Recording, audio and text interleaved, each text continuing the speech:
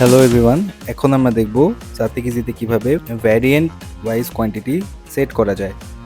So সর্বপ্রথম আমরা যেই প্রোডাক্টটাতে ভ্যারিয়েন্ট ওয়াইজ কোয়ান্টিটি সেট করতে যাচ্ছি, ইনভেন্টরি অপশনে গিয়ে সেই প্রোডাক্টটা সিলেক্ট করব। সিলেক্ট করার পর একটু নিচে স্ক্রল করলে আমরা দেখব প্রোডাক্ট ভ্যারিয়েন্ট একটা অপশন আছে। অপশনটাতে যাওয়ার পর অ্যাড ভ্যারিয়েন্ট অপশনটিতে ক্লিক করব। তো আমরা যে ভ্যারিয়েন্টটা অ্যাড করতে চাচ্ছি টাইটেলে সেই ভ্যারিয়েন্টের নাম দিব। যেরকম আমি কালার দিলাম এবং আমি যেই কালার অ্যাড করতে যাচ্ছি সেগুলো অ্যাট্রিবিউটে দিব। আমি রেড ভ্যারিয়েন্টের জন্য কোনো এক্সট্রা প্রাইস রাখতে চাচ্ছি না, তো সেই জন্য আমি 0 রাখলাম এবং অ্যাড অ্যাট্রিবিউটে গিয়ে আমি আরেকটা কালার অ্যাড করতে পারবো। আমি ব্ল্যাক দিলাম এবং ব্ল্যাকের জন্য আমি 20 টাকা এক্সট্রা রাখতে যাচ্ছি, সেটা এখানে দিলাম। সেমভাবে আমি অ্যাড অ্যাট্রিবিউটে ক্লিক করব এবং এখানে লিখলাম ব্লু কালারের জন্য আমি 50 টাকা এক্সট্রা রাখতে চাচ্ছি, তো সেটা এখানে দিব এবং সেভ ভ্যারিয়েন্টে ক্লিক করলেই আমার কালার ভ্যারিয়েন্ট ক্রিয়েট করা হয়ে গেল। এখন আমি অ্যাড মোর ভ্যারিয়েন্ট অপশনটিতে ক্লিক করলে আমি আরেকটা ভ্যারিয়েন্ট অ্যাড করতে পারবো। যেরকম আমি টাইটেলে দিলাম সাইজ, অ্যাট্রিবিউটে আমি দিতে চাচ্ছি এস এবং এসের জন্য আমি কোনো এক্সট্রা প্রাইস রাখতে চাচ্ছি না।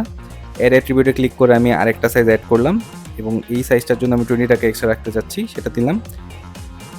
সেম প্রসেসে আমি এল সাইজ অ্যাড করলাম এবং 50 টাকা এক্সট্রা রাখতে চাচ্ছি, সেটা দিলাম। দিয়ে সেভ ভ্যারিয়েন্টে ক্লিক করলেই আমার ভ্যারিয়েন্ট ক্রিয়েট হয়ে যাবে।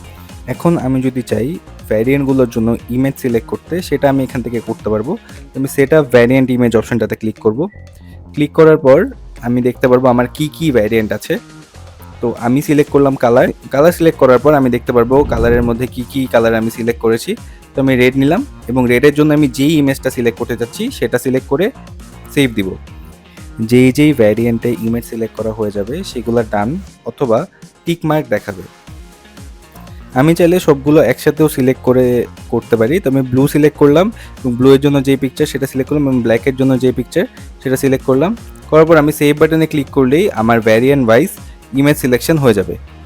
সেমভাবে আমি আমার আদার ভ্যারিয়েন্ট যেটা সাইজ সেটার জন্য ইমেজ সিলেক্ট করতে পারবো। ধন্যবাদ। এখন আমরা দেখব কিভাবে স্টক ওয়াইজ কোয়ান্টিটি সেট করতে হয়।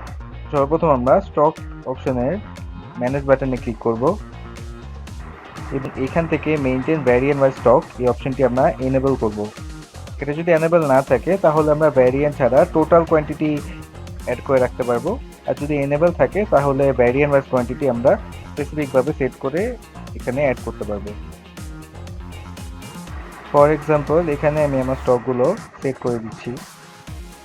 কোয়ান্টিটিগুলো সেট করার পর নিচে সেভ অপশনটিতে আমরা ক্লিক করব। এইভাবে আমরা কোয়ান্টিটি ওয়াইজ স্টকগুলো সেট করতে পারছি। ধন্যবাদ।